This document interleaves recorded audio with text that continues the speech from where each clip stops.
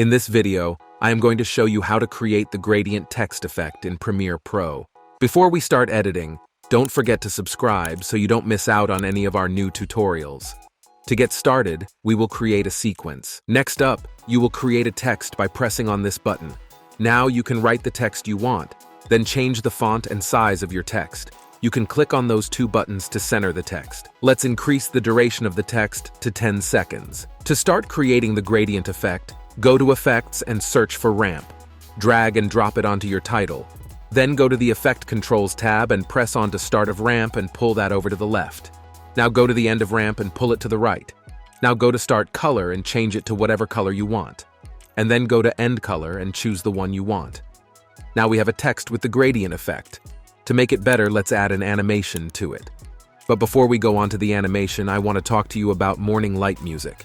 This is a website that provides you with the best music to use in your videos.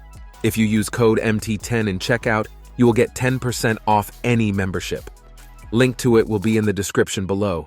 Now we will drag the cursor to the beginning and click on the stopwatch next to start a ramp.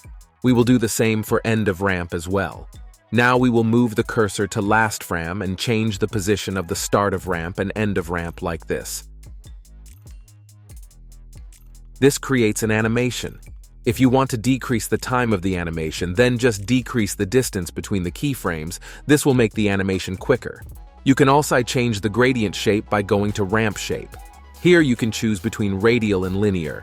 Now to make it look even better, you can copy the keyframes and paste it multiple times to make the animation look better. This is how the final animation looks like.